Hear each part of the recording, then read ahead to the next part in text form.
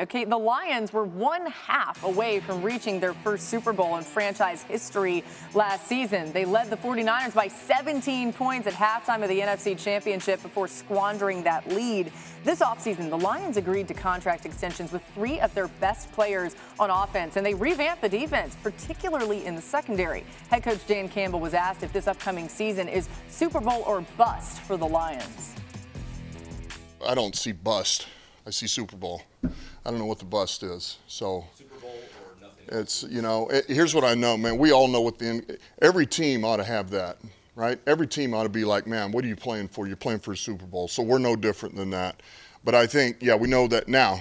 We work backwards from there. And so you got to set yourself up no different than last year. Certain things you got to do to really make that valid, make that a reality. So, and so that's, ultimately that's what we want to do. Now to do that, you better win the division. You got to give yourself the best odds you can, right? I love how the reporter was like, no, I meant Super Bowl or nothing. Dan Campbell's like, I got it. Kevin, you spent a lot of time around the Lions. What's the sentiment about how far they think they can go? What you see from that press conference is what everybody sees every single day in that facility. And I think some people look at Dan Campbell when they see a meathead.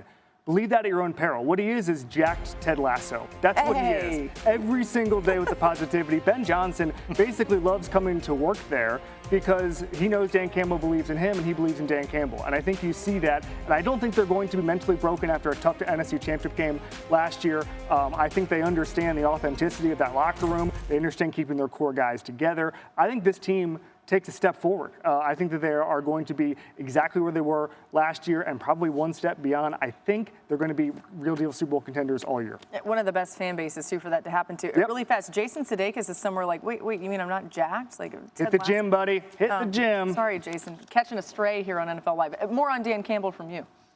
Yeah, so this is somebody who's leaning into the bid a little bit because he's done everything, him and Brad Holmes, the GM, they've done everything needed to get this roster level up to a Super Bowl. This might be one of the best rosters in the entire league now. You got defensive pass. Defense was not good enough, so they upped their ante with Terrion Arnold in the draft. Added some pieces there, traded for Carlton Davis. DJ Reader is one of the sneakiest signings in free agency. He can really play a defensive line. So there's really no hole right now. They've paid Jared Goff. They've paid everybody else. Dan Campbell's going to be there a long time, so they're going to extend his contract. So this is a team that's locked in and really expects nothing less than where they got last year. Yeah, they didn't feel like they had to go out in free agency. They felt like they had the players on their roster already to have the success they're looking for. Mina, how do you think they need to get over that playoff hump to make it to the Super Bowl this coming season? Yeah, I think that it's about the defense, particularly the pass defense, because the run defense was quietly excellent last year. Second in success rate against the run behind only the Patriots. And Jeremy mentioned this, adding DJ Reader on the defensive line, one of my favorite additions of the entire offseason. But the pass defense ranked 28th in EPA per play, allowed the second highest yards per attempt in football. A lot of that was due to injuries on the back end, as well as some inconsistent play from their rehauled secondary. So they rehauled it again. And I think a lot of the additions they made were with an eye towards playing more man coverage, which we know their defensive coordinator, Aaron Glenn, likes to do. And they don't have to pan out immediately. You draft 2 cornerbacks, Terrion Arnold and Straw. They don't have to be amazing earlier on because of the cushion that offense gets you. But your hope is, by the end of the season, some combination of Carlton Davis, Arnold, Straw is enough to fix a secondary that really struggled at times last season.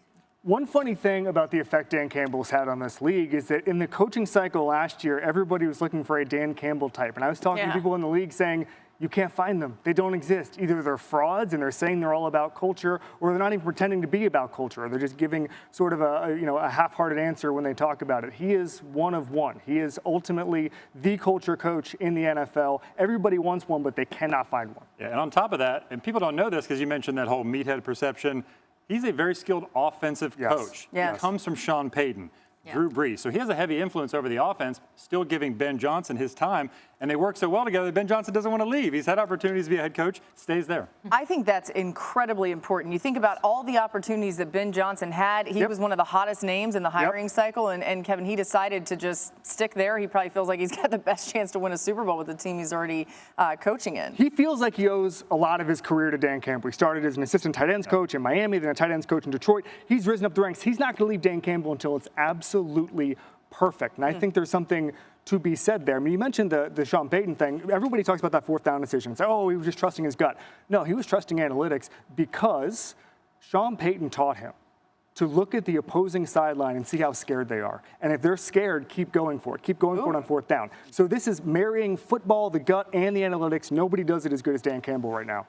Quickly, let's throw their schedule up because, Mina, I want your take on just the NFC North in general, who they're going to be going up against, how you see that playing out for them. You see some of the early games that they have, a chance, I think, to get off to a pretty strong start.